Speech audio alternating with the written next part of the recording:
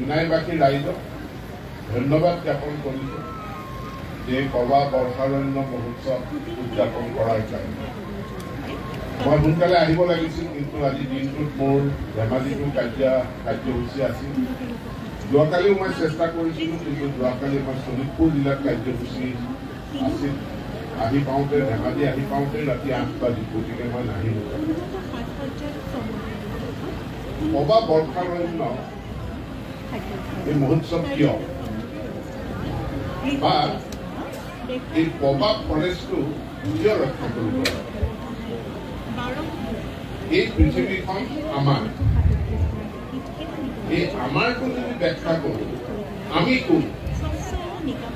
পৃথিৱীখন আমাৰ, এতিয়া আমি কোন?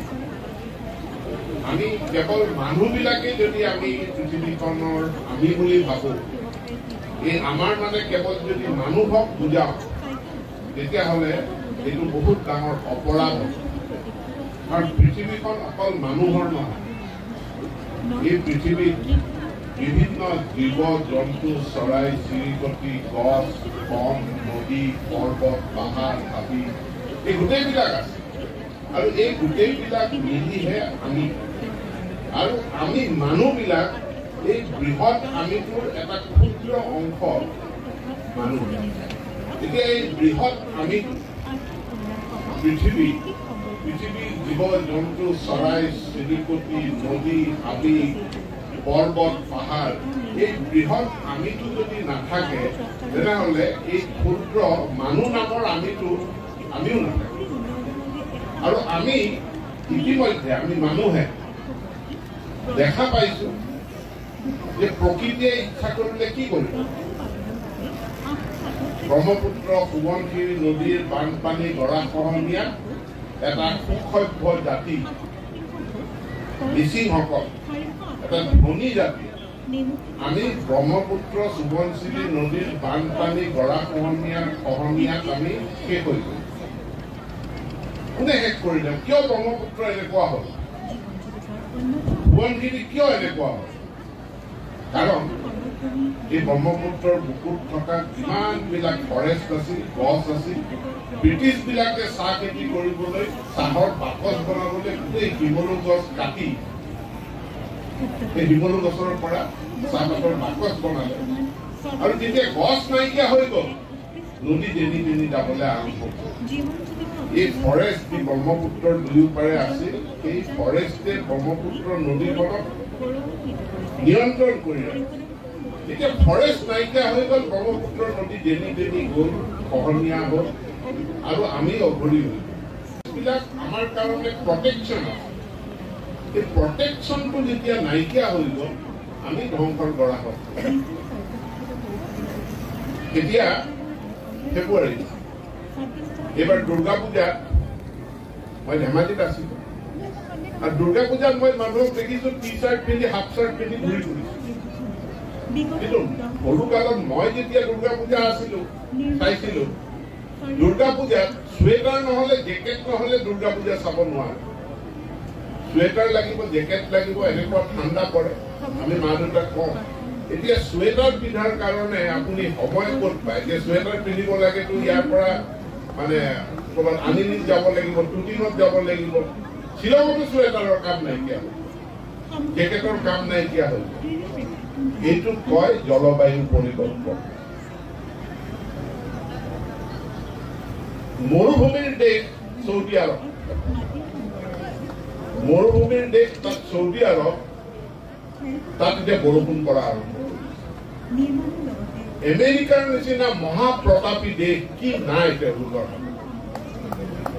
আমেৰিকাৰ নিচিনা মহাপ্ৰতাপী দেশ, তাত এতিয়া বানপানী ক'ত হয়? চহৰত হয়। আমেৰিকাৰ নিচিনা মহাপ্ৰতাপী দেশ কেলিফৰ্ণিয়া, এখন বৃহৎ চিটি, য'ত হলিউড আছে, সেই চিটি জ্বলি চাৰখাৰ হৈ গৈছে। বন জুই, হাবিত লগা জুই। কিয় হৈছে এইবিলাক? Climate change. ক্লাইমেট তাক সুৰক্ষিত কৰিব। ভাৰতবৰ্ষৰ যিটো জ্ঞান পৰম্পৰা, আমাৰ যিটো দৰ্শন, আমি পৃথিৱীৰ ভিতৰত ভাৰতীয় সভ্যতা অতি প্ৰাচীন। ইউৰোপ আমেৰিকাৰ মানুহে আজি তেওঁলোকে আৱিষ্কাৰ কৰিছে যে ধন টকা পইচাটো ডাঙৰ কথা নহয়, ডাঙৰ ডাঙৰ বিল্ডিং এইটো ডাঙৰ কথা নহয়। আটাইতকৈ ডাঙৰ কথাটো হ'ল মৰিবৰ সময়ত ৰিয়েলাইজ কৰে যে শান্তি লাগে, মানুহক মনৰ শান্তি লাগে। মনৰ অশান্তিটো এতিয়া ইউৰোপীয় সভ্য সমাজত মনৰ অশান্তিটো তেওঁলোকৰ আটাইতকৈ ডাঙৰ সমস্যা।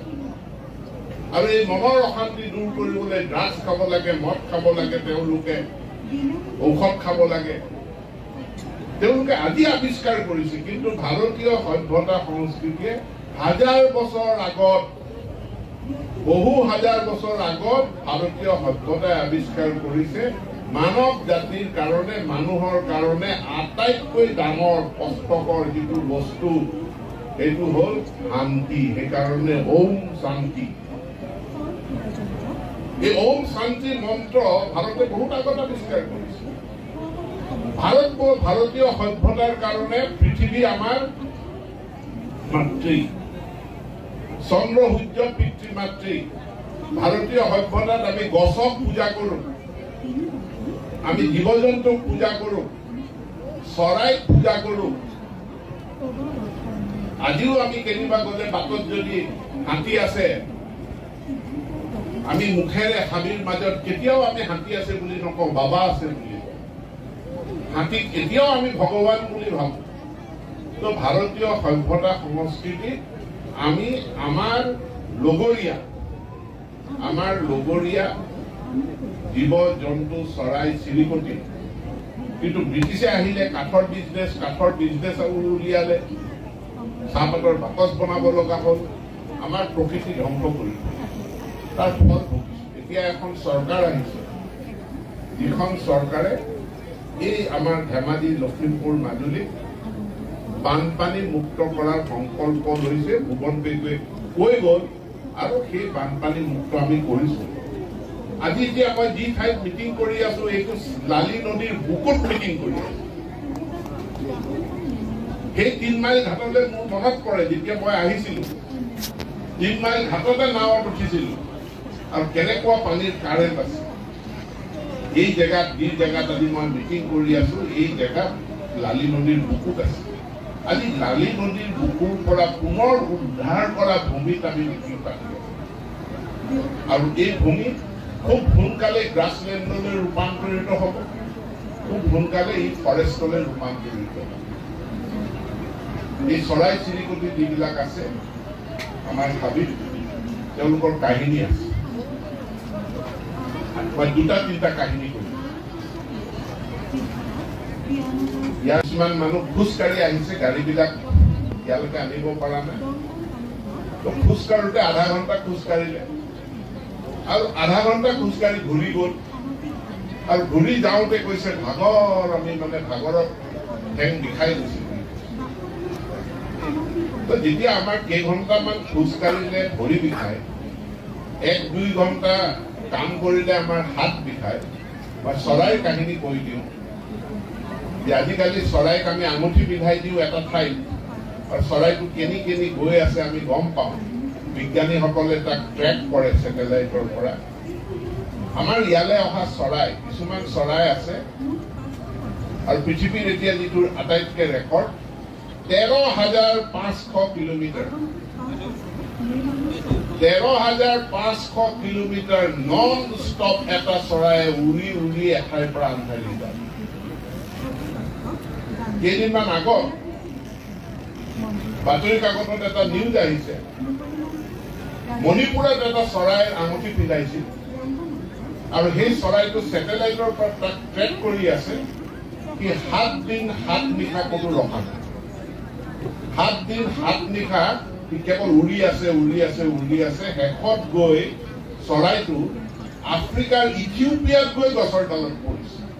7 days, অৰ্থাৎ 7 দিনত মণিপুৰৰ পৰা ই গৈ পাইছে ইথিওপিয়া। আমুৰ ফেলকন বুলি এটা চৰাই আছে। হাজাৰ হাজাৰ চৰাই প্ৰতি বছৰ ডিমা হাছাওলৈ আহে, নাগালেণ্ডলৈ আহে, মণিপুৰলৈ আহে।